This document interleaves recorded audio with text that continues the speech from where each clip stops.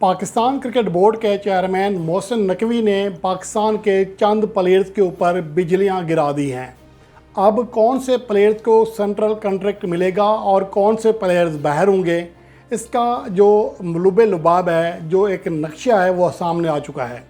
और उसके अलावा पाकिस्तान क्रिकेट टीम के कैप्टन बाबर आजम, मोहम्मद रिजवान और शाहीन अफरीदी का ग्लोबल T20 लीग खेलना मुश्किल दिखाई दे रहा है। इसके हवाले से जो आज मोहसिन नकवी ने बातें की हैं मीडिया से, उसका अगर हम खुलासा लें तो लगता है ऐसा है कि PCB ने जो सर्जरी का एक शोशा छोड़ा था वो मेरे ख्याल में एक तरह से दब गया है। अब ये नहीं होगा कि खिलाड़ियों को एक साथ फारिग किया जाएगा, कुछ को बाहर किया जाएगा। अलबत्ता उनका ये कहना है कि सर्जरी का मकसद ये है कि निज़ाम में बेहतरी लाना है। उनका ये कहना है कि जिस चीज़ को भी मैं देखता हूँ उसमें इंतही ज़्यादा गड़बड़ है। अब मुझे समझ नहीं आती है कि मोहसिन नकवी को गड़बड़ कहाँ नज़र आती है, जबकि ख़ुद उनका क्रिकेट बैकग्राउंड बिल्कुल ही नहीं है। लेकिन बहरहाल एज ए चेयरमैन अगर देखा जाए तो वो जो अच्छे इक़दाम उठाने की कोशिश कर रहे हैं उसके लिए भी उन्हें साबिक प्लेयर्स की मुशावरत और खिदमात दरकार हैं। अब इस हवाले से जो उनका सबसे अहम मौक़िफ़ है वो ये है कि पाकिस्तान क्रिकेट टीम के कैप्टन बाबर आजम तब्दील होंगे वाइट बॉल में या नहीं होंगे।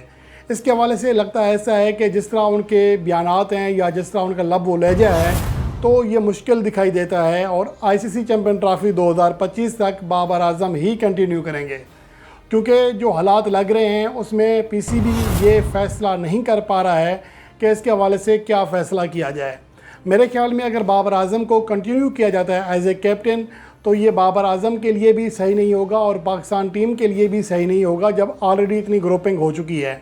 लेकिन दूसरी जानिब जो अहम चीज़ है वो ये है कि जिन प्लेयर्स के ऊपर बिजलियाँ गिरी हैं उसमें सर फहरिस्त मोहम्मद आमिर और इमाद वसीम हैं, क्योंकि मोहसिन नकवी का कहना है कि जो प्लेयर डोमेस्टिक क्रिकेट नहीं खेलेगा उसे पाकिस्तान टीम में सिलेक्शन के लिए ज़ेर गौर नहीं लाया जाएगा।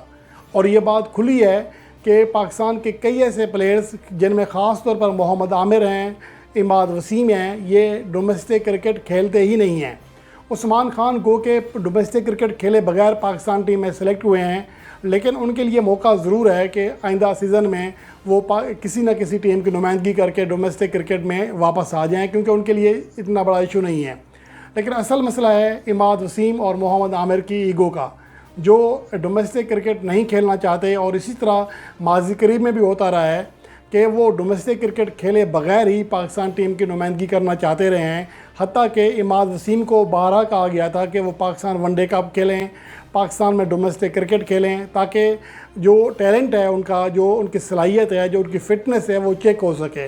लेकिन उन्होंने वाज़ेह तौर पर डोमेस्टिक क्रिकेट से खेलने से इनकार किया, जिसकी वजह से उन्हें एशिया कप में या वर्ल्ड कप 2023 में सिलेक्ट नहीं किया गया था, जिसके बाद कप्तान बाबर आजम के ऊपर भी और सिलेक्शन कमेटी के ऊपर भी तनकीद हुई थी।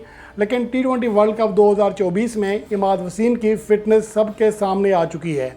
इसलिए मुझे नहीं लगता कि इमाद वसीम डोमेस्टिक क्रिकेट खेलने को तरजीह देंगे, बल्कि वो चाहेंगे कि दोबारा से रिटायर होकर सिर्फ T20 लीग तक ख़ुद को महदूद कर लें। और यही फार्मूला मेरे ख्याल में मोहम्मद आमिर भी आजमाएंगे, क्योंकि वो भी पाकिस्तान के डोमेस्टिक क्रिकेट खेलने में ज़्यादा दिलचस्पी नहीं रखते, हत्ता कि पाकिस्तान के लिए टेस्ट या वनडे फॉर्मेट खेलने में भी दिलचस्पी नहीं रखते हैं। तो इसका फिर वाज़ेह मतलब ये है कि इमाद वसीम और मोहम्मद आमिर का पाकिस्तान टीम में ज़्यादा फ्यूचर दिखाई नहीं दे रहा। इसके साथ साथ अगर ये दो खिलाड़ी चले जाते हैं तो एक तरह से ग्रुपिंग का जो माहौल हुआ था या टीम का जो माहौल ख़राब हुआ था वो किसी हद तक तो बेहतर हो जाएगा। लेकिन फिर भी सवाल ये पैदा होता है कि क्या शाहीन अफरीदी और हारिस रऊफ़ या जो इनका ग्रुप है वो बाबर आजम के साथ ताउन करेगा, ये एक बड़ा सवाल है। क्या हम अपनी ज़िद में एक और चैम्पियन ट्रॉफ़ी को गंवाने जा रहे हैं? इसलिए मेरे ख्याल में PCB को ये फ़ैसला सोच समझ कर करना पड़ेगा। अलबत्ता मोहसिन नकवी का ये कहना ज़रूर है कि कप्तान के हवाले से अभी बातचीत जारी है। ज़रा ये भी बताते हैं कि मोहम्मद रिजवान के हवाले से मुशावरत मुकम्मल हो चुकी है, लेकिन मोहसिन नकवी ने अभी ग्रीन सिग्नल नहीं दिया। और जिस तरह आज उन्होंने मीडिया से बातचीत में बताया कि फ़िलहाल फ़ैसला नहीं हुआ, तो इसका मतलब ये है कि वो बाबर आजम को फ़िलहाल कंटिन्यू करना चाह रहे हैं। अलबत्ता गैरी क्रिस्टन की रिपोर्ट जो है इस हवाले से वो भी बहुत ज़्यादा अहम है कि कप्तान के हवाले से उन्होंने फ़िलहाल कुछ नहीं कहा, उनसे मुशावरत की जाएगी जिसके बाद फ़ैसला किया जाएगा। अलबत्ता ये बात कन्फर्म है कि बांग्लादेश के ख़िलाफ़ और इंग्लैंड के ख़िलाफ़ होम टेस्ट सीरीज़ में शान मसूद पाकिस्तान को लीड करेंगे। और पाकिस्तान की चूँकि फ़िलहाल वाइट बॉल की कोई सीरीज़ करीब नहीं है, इसलिए कप्तानी के मसले को फ़िलहाल ज़्यादा उस पर सर दर्द नहीं बनाया जा रहा, उसके ऊपर मुशावरत की जा रही है, क्योंकि फ़िलहाल पाकिस्तान ने इस फॉर्मेट का कोई मैच ही नहीं खेलना। तो ये तो सूरत हाल है। उसके अलावा उनका ये कहना है कि तमाम जो प्लेयर्स हैं उनका फ़िटनेस टेस्ट लिया जाएगा, चाहे वो पाकिस्तान टीम में सेलेक्ट होने वाले खिलाड़ी हों या डोमेस्टिक क्रिकेट खेलने वाले प्लेयर्स हों। इन तमाम प्लेयर्स का फ़िटनेस टेस्ट लाजमी करार दिया गया है, क्योंकि फ़िटनेस पर अब कोई समझौता नहीं होगा। तो अब देखना ये है कि ये बातें महज कहने की हद तक होती हैं या वाकई में ऐसा होता है। अगर ऐसा हो गया और पाकिस्तान के डोमेस्टिक प्लेयर्स को अहमियत मिलना शुरू हो गई तो पाकिस्तान क्रिकेट एक बार फिर बेहतरी की जानिब गामज़न हो सकती है। बदकिस्मती से अभी तक हम जिस फार्मूले को अपना रहे हैं वो ये है कि हर साल हम ज़बरदस्ती PSL से कोई ना कोई खिलाड़ी निकालने की कोशिश करते हैं, और PSL से जो पाकिस्तान टीम में प्लेयर्स आते हैं, चाहे वो उस्मान खान हो, सैम अयूब हो या इस तरह के दीगर जो प्लेयर्स आए हैं, हुसैन तलत, वो कोई भी वैसी परफॉर्मेंस नहीं दे सका। लेकिन जो प्लेयर डोमेस्टिक सिस्टम से एक बाकायदा पूरे सिस्टम से रगड़ा खा कर आते हैं, वो क्रिकेट की बारीकियों को जानते हैं, जब वो पाकिस्तान टीम में आते हैं तो कामयाब भी होते हैं। और इसी वजह से इस बात पर जोर दिया जा रहा है कि पाकिस्तान क्रिकेट टीम में वही प्लेयर सेलेक्ट किया जाएँ जो कि साल से डोमेस्टिक क्रिकेट खेलते हैं।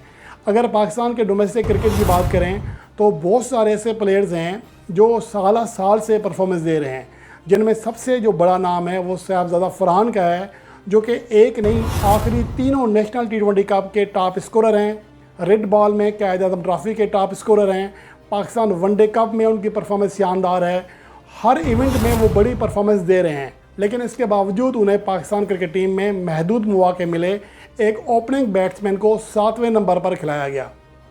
तो इसकी वजह से जो साहबजादा फरहान है या इस तरह के और बहुत सारे खिलाड़ी हैं, कामरान गुलाम हैं, मोहम्मद हुरैरा हैं, अली ज़रियाब हैं, मोहम्मद अली हैं, ये वो तमाम प्लेयर्स हैं जो कि डोमेस्टिक सर्किट में परफॉर्मेंस दे रहे हैं, लेकिन उन्हें पाकिस्तान क्रिकेट बोर्ड की जानिब से, सिलेक्शन कमेटी की जानिब से लिफ्ट नहीं कराई जा रही है।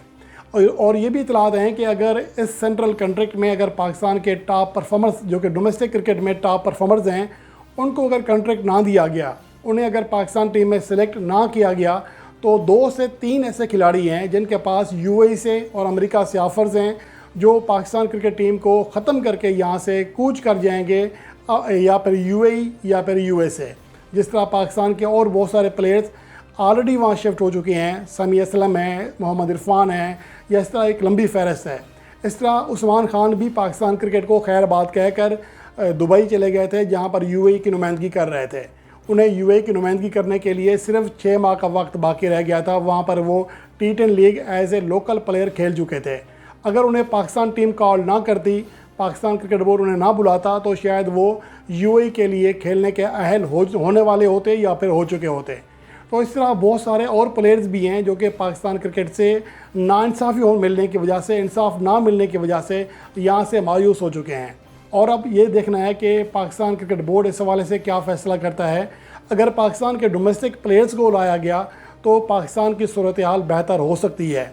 इसकी बड़ी मिसाल ये है कि सऊद शकील पाकिस्तान के डोमेस्टिक सर्किट से आया है, तो वो पाकिस्तान के लिए टेस्ट फार्मेट में भी और वनडे फार्मेट में भी अच्छी परफॉर्मेंस देने में कामयाब रहा। इस तरह और बहुत सारे प्लेयर्स हैं, सलमान अली आगा इसकी मिसाल हैं, या माजी में जो प्लेयर्स हमारे डोमेस्टिक क्रिकेट से आते थे तो उनकी परफॉर्मेंस में कुछ ना कुछ होता था, ऐसा बिल्कुल डिफर नहीं होते थे। जिस तरह आज़म खान फ्लॉप हुए, सैम अयूब फ्लॉप हुए, मोहम्मद हारिस फ्लॉप हुए, उस्मान खान फ्लॉप हुए, ये सूरत हाल कमोबेश नहीं थी। तो इसलिए अब पाकिस्तान की सिलेक्शन कमेटी ने इस हवाले से ये फ़ैसला किया है कि उन प्लेयर्स को सिलेक्ट किया जाएगा जो कि पाकिस्तान के डोमेस्टिक सिस्टम का हिस्सा होंगे, डोमेस्टिक क्रिकेट बाकायदगी से खेलेंगे। अब देखना ये है कि PCB इस हवाले से अपने फ़ैसले पर कब तक कायम रहता है।